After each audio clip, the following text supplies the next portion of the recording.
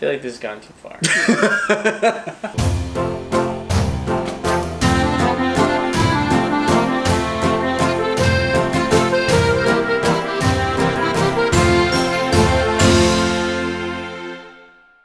I saved a seat for you. Ladies and gentlemen, boys and girls, welcome to Laughs and Drafts, episode 732. We're very excited about today because we have two excellent choices. Excellent beers. So, they're both like special release. Everybody knows the Bourbon County brand. Bourbon County From Goose Island. Stout. Goose Island, the 2017, and it won't get into focus. Goose Island, of course, from Chicago, Illinois. Chicago. I have a drinking problem. Yeah, Bourbon County is always excellent. It's a bourbon barrel-aged stout. So we're very excited about that one. Ben, would you like to introduce the historic brewing? So I said in one of our earlier episodes, historic is one of my favorites in the state. Their Pie Hole Porter. So this is their barrel to bottle series, barrel aged stuff. Palm Squad, go team. Ready? Okay. So it's a 2017 anniversary ale. It's a barrel aged pomegranate quad. Quad, of course, being a Belgian style ale. Quadrupel. Meow. I'm way more excited about this one than I am about this one because I had last year's, and last year's was really fucking good for the Bourbon County. But I've never seen this before. What's the ABV on this bad boy? 10.6. This one's 14.1. So he said it smelled milky, and he's out of Yeah, I his thought it mind. smelled. I don't know what. You can definitely smell the pomegranate. Now that it's got more air contact, there's definitely more of a pomegranate. But when I smelled it out of the bottle, it almost had like a lactosey, like almost like a milkshakey type of smell to it. I don't know. That's just what I smelled. But now, now it's definitely pomegranate. Oh, that's beautiful. I quit.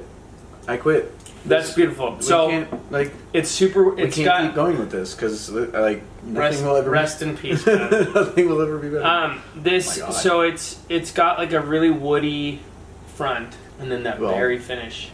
Yeah, and it's not boozy. No, I'm really glad that it's not even at all. It's like not at all boozy at all whatsoever. This is out fucking standing. So it's really sweet. It is very sweet. It does almost have like a lactose kind of like creaminess to it, doesn't it? Like I think the smoothness. Maybe that's the barrel. I think that's the barrel. I don't think it was aged in anything specific. It just says barrel aged. I don't know if that means some sort of whiskey barrels. It could just be an oak barrel. But historic is in Flagstaff. It's an excellent brewery. Like really, they do some really, and I feel like they do a lot of stouts and porters. I feel like that's kind of their specialty. They came. I mean, they have some good IPAs too, though. The alternative facts is really good. So I'm definitely gonna finish that one. Yeah. Before I do, we are gonna get fed up, Lee. Before I do. So Ben. Oh, the Super Bowl is next weekend. Who's gonna win, Ben? So, as a Giants fan, I'm supposed to hate the Eagles, but I hate the Patriots way more. So it's not that I hate the Patriots; it's that I'm tired of the Patriots. Mm-hmm. It's like Alabama in college football. I'm just tired of it. Just done? Well, they win every fucking year. It's getting old. Yeah. So, that's... Yeah. So, go Eagles. That physically hurt to say it.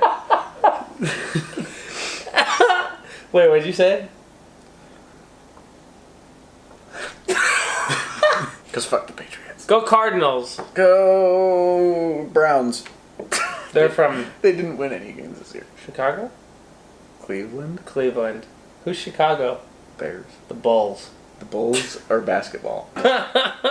Anyway, Bourbon County, Bourbon? No! Bourbon? Ooh, that smells bourbony.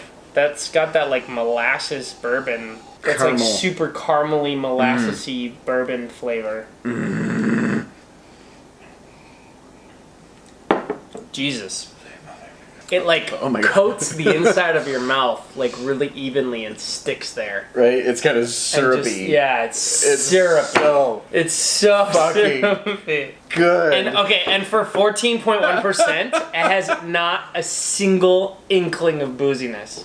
No, Like, it's got all that bourbon zero- flavor, but none of that burn. Zero booziness, and it's 14%. McFate has a Scotch ale out right now. It's aged in, I forget who made the bourbon or the whiskey or whatever. It's made in these whiskey barrels. I guess it would be Scotch barrels, and it's only 7.5%. But it is the booziest beer I have ever tasted in my entire life. Really? Ever. That's crazy. It tastes like I'm taking. It tastes like I'm taking a shot of Scotch. That's crazy. The booziest beer I've ever had was the Sirius Black. That was pretty damn boozy. That just That tasted was like I was pretty goddamn boozy. Yeah, that tasted like I was just drinking a bottle of bourbon, and I don't like bourbon. I don't even think I got through that bottle of beer. You didn't. I finished it. Yeah, this is 14.1%. This is and magnificent. not even an ounce of booziness. But it's got Just all that syrupy. vanilla and caramel that I love. Yeah, this is really excellent. These are both Swirl really it good around and beers. let it breathe a little bit. I'm a huge fan of how smooth they both are. Just like really smooth. Like they're both really high alcohol, but they're not boozy in the slightest. This little like tab is giving me it's anxiety inducing. I don't like it. But it has this like tab that's like sticking out, like, and it's meant to be there. Like it's definitely it's on their barley wine too. They make a barley wine every in the year. bottle up to 5 years, which is impressive as hell. I want to get another one of those and actually wait 5 years to drink it. It's so like it gives me anxiety because I'm like, this shouldn't be here. You feel like there should be a perforation there. Yeah. You're just like, you're an animal. I hate you. There was a perforation. It's supposed to come off. Yay! So I don't know if you know this, but this is kind of exciting. 3 of the independent liquor store owners here in town are getting together with 12 West Brewing Company, which we haven't gone to yet, to brew a beer all together. No shit. It's Interesting, right? I think they're doing a variation of 12 West's Kalax. No, I had that at Wandering Tortoise and it was really fucking good. Yeah. I'm skeptical about that. I haven't had it yet. I'm skeptical about it because they put flour in it to make it like hazy. But apparently it's like a thing that they experimented with. I don't know. I'm open to things. That to me that's cheating. That's I don't know. I guess that's faking. But you said the beer was good. I don't know how it is that they do it. I don't know I just heard that they put flour. I can't decide which one I like. The beer. We still need to rate these. We do. We went way off topic. Anyway, We so did. Holy shit. 3. I think that's super cool. That 3 technically they're competitors. Yeah, but they still like. But it's community. They still they're work coming with each together, other, yeah. and they're gonna brew together. Beer. That's together. what I love about the craft beer scene is that nobody's like trying to overtake each other. They love to collaborate and work with each other to make a lot of better them shit. do. A lot of them do. Huss overtook Papago, but No, but that was a partnership because Huss was brewing Papago's beer for a long time because Papago didn't actually have brewing equipment, and so they were brewing. I did not know. Yeah, that. so they were brewing Orange Blossom at Huss Brewing Company's like brewing warehouse. Their brewing warehouse for a long time. Like I remember when I first went to Huss's tap room, we went in the back and they were brewing and canning all of the Papago already, and that was years ago. No shit. Yeah, so there was definitely a partnership there, but I do think that there's I mean, just like in any industry, there's drama. There's drama. There's always drama. There's and competition and backstabbing and bullshit and like stupid crap like that. But I do think that for the most part, there's a lot of collaboration. Yeah. And I get super stoked. I get super excited when I see breweries like Arizona Wilderness and even historic like or Mother Bunch. Arizona Wilderness Mother collaborated with Modern Times on something that's going to come out in a few months. So I see stuff like that and I get super excited about it because I mean, at the end of the day, I think the thing that makes the American craft beer scene so amazing is the creativity. Like the fact that people are trying all these different new interesting things. And Dogfish Head did some beers where they boiled the mash rather than just like boiling water. They put hot river rocks in the water and used that to boil it, and like it gave it a different kind of earthier feeling and like is really good. And so like I love that creativity. I love that like let's pull from all these different styles from all over the world and like come up with something interesting. And so at the end of the day, craft beer can certainly be an art. right? It's like two musicians of different styles coming together and doing something interesting. You have two brewmasters, two teams of brewers from two different breweries coming together and collaborating and exchanging ideas and exchanging styles, and it's just great. I love that shit. The interesting thing about the liquor store guys is that they're not brewers, so they're coming at it, I think, from a very fresh perspective. But they still love beer. Yeah, no, they love beer and they know a lot. They know everything because they try a lot of their product. Like the product they carry in the stores, they try a lot of it, so they know what they're talking about. So to have them come together and offer kind of a fresh perspective, I think is super exciting. That's going to be fun to try. We're going to have to keep an eye on that and hopefully get a hold of some of that and then try it on the show because that. And then obviously Arizona Wilderness in Modern Times. We need to get a hold of that. All right, let's rate these bad boys. Leela. There's Leela. She's so cute. Leela, come here. Hi, sweetheart. Come here. Come on. This is my pupper, Leela. She's so sweet. I love her. She's so cute and awkward. Bourbon County, at a 14%, I'm going to give it... 14 point what? 14.1. At a 14.1, I will give it 14. Doctor? Yeah, 14. This is like almost... Wait, we gotta like... I don't want to arm wrestle you. No, not arm wrestle. Like... No, you're going to hurt me. No, we gotta do like I can barely lift my arm, Ben. I can barely lift my arm. The Dothraki, like... No. That's that one. That's so. Yeah. If you ever want to like really make an impression at a job interview, when you go to shake the guy's hand, grab his forearm instead. So there was this guy I was in the Navy with. He was fucking jacked, and like he was way bigger than I was, but I was just as strong as he was, which made me felt really good. It made you felt really good. Made me felt really good. He always called me Spartan. Nice. That's a solid nickname. When I saw him anywhere, that's how he would shake my hand. He's like, "What's up, Spartan?"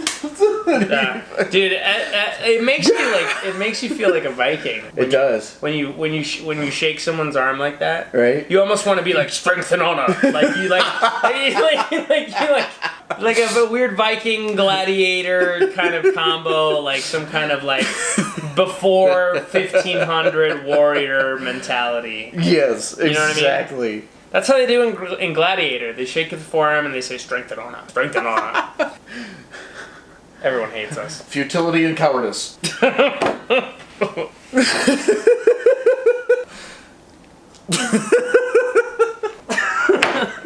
Crippling fear.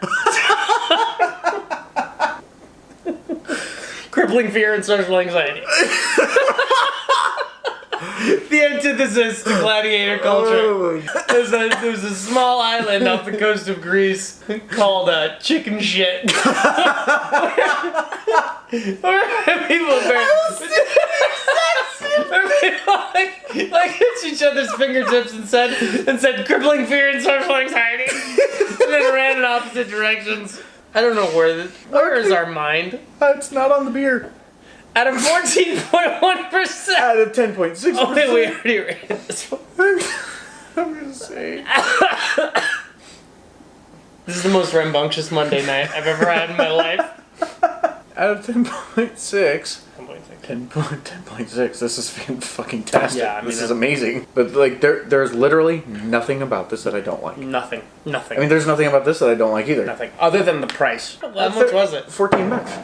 That's not bad. $14 for a bottle that big? I was talking to someone the other day about Cascade, about how they basically priced themselves out of the market. They really did. I mean, the beer is super good. But it's not as good as this. Well, it's different. It's a totally different style. They're all barrel aged sours, which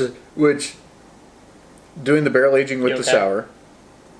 I burped a little bit. Barrel aging the sours to me makes it taste different than all the other sours. Yeah, they're really interesting and really unique. And the other thing about Cascade is that they age their beers. Yeah. So like there's a lot of work that goes into those beers, which justifies a higher price point. It does. But I feel like it's $32. Yeah. It's not $35. Yeah. I mean, it's really. It's hard to drink it. It's hard to spend $35 on a bottle of beer. If you ever go to Cascade in Portland, get a flight, because that is by far the biggest bang for your buck at that brewery. Because otherwise, you're just going to spend a shit ton of money. Because the beer is just as expensive at the brewery. I mean, not just as expensive, but it's still like $8 for a glass of beer there. So if you get the samples, like that's the way to go. You know what I'm really excited about? The fact that we still have a whole glass. Oh my god! Skeleton! As a consumer of beer, I am not going to go to the same brewery every time. No, I'm going to try. We have our favorite spots. We have our favorite spots. That's largely also due to like location, you know, and quality. Yeah, Location but I mean, and like at the end of the day, the reason we go to McFate so much is because it's 2 miles down the road. The reason we go there more often than we go to AZ Wilderness is because AZ Wilderness is a 15-minute drive. Yeah. As opposed to like a 5-minute drive. But at the end of the day, we try to go to different breweries often. We go and get growlers from different places, and we drink different beers, and we go to different liquor stores, and we buy different places from different places. And like as a consumer, I don't have like a loyalty to one brewery over another. A brewery has no reason. Like breweries have no reason to clash to butt heads with each other, yeah. when their consumers are going to both of them anyway. If you're a brewery and you make good beer, people will go see you. They'll go see other people too, but they'll come back to you and they'll buy growlers and they'll buy cans and they'll buy, you know what I mean? Like, and that's what pisses me off about companies like Four Peaks selling out to AB InBev. AB InBev. They sell out of the community. They leave the community. They've entirely left the community, and like AB InBev is trying to Torpedo. like squash the good beer industry. Yeah. They make shitty beer. And they don't even make a secret out of it. Like like it's not even a secret. They're relatively public about the fact that they are trying to. I mean, sure, they like put some kind of veil over it, but there's like a clear initiative that they're trying to drive prices up. Yeah, they're trying to drive craft beer prices up so that people will fall back on their macro beers because it's the cheaper option. And at the end of the day, bro, we might complain about Cascade's $30 beer, but if this was $30, I'd still drink this over Miller.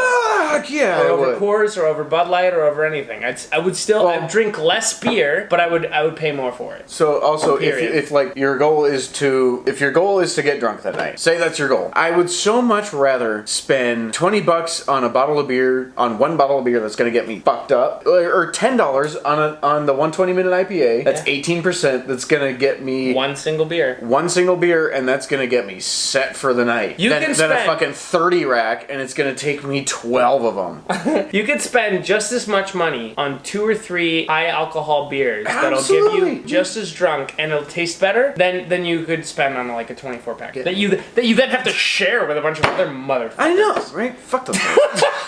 You show up at a party with a 24 pack, everybody assumes it's for everybody. You show up at a party with 3 bottles of beer, and you can tell everybody, shut the fuck up, this is my beer. Man. You drink your Michelob Ultra, and I'm gonna... God, Michelob Ultra is literally the worst. Like, it's worse than any of the other ones. They're the worst tasting, number one. But holy shit, their marketing campaign. Work out and go out. Like, what the shit? Work out and... Fuck you if I'm gonna work out, I'm gonna go drink some hella good beer afterwards. Oh, this. Like tonight. Tonight is a perfect example of that. Palm Squad. Which, by the way, is a brilliant name for this beer. You know what I just got? I just got it. Palms Quad. I'm a fucking idiot, if you didn't know.